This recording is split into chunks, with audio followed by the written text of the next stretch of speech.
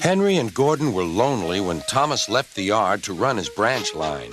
They had more work to do and had to fetch their own coaches. The big engines thought they were too important to fetch coaches. James grumbled too.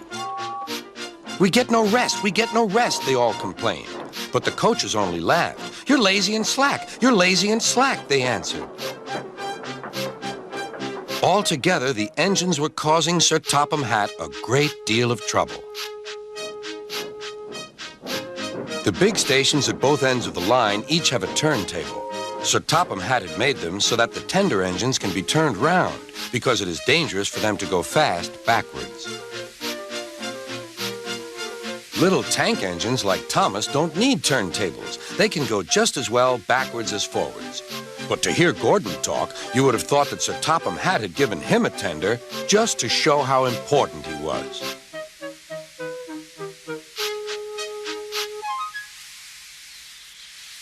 "You don't understand, little Thomas. We tender engines have a position to keep up. It doesn't matter where you go, but we are important. And for Sir Topham Hatt to make us do shunting, fetch coaches, and go on some of those dirty sidings, it's not the proper thing."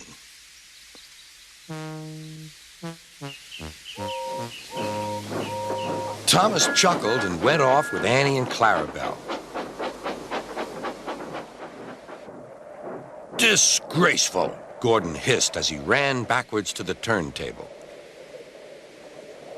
The turntable was in a windy place close to the sea, and if he was not on it just right, he put it out of balance and made it difficult to turn. Today, Gordon was in a bad temper, and the wind was blowing fiercely. His driver tried to make him stop in the right place, but Gordon wasn't trying. The fireman tried to turn the handle, but Gordon's weight and the strong wind prevented him. "It's no good," they said at last. "Your big tender upsets the balance. If you were a little tank engine, you'd be all right. Now you'll have to pull the next train backwards." "Look," called some boys, "there's a new tank engine." "Oh, it's only Gordon back to front." "Hello," called Thomas. "Playing tank engines? Sensible engine. Take my advice. Scrap your tender and have a nice bunker." Gordon said nothing. Even James laughed when he saw him. "Take care," hissed Gordon. "You might stick too."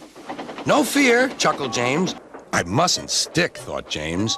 He stopped on just the right place to balance the table. It could now swing easily. Gordon arrived in time to see everything. James turned much too easily. The wind puffed him round like a top. He couldn't stop.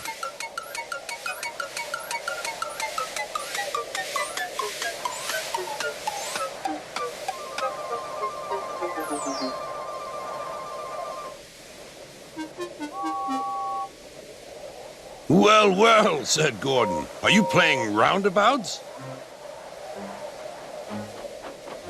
Poor James, feeling quite giddy, rolled off to the shed without a word.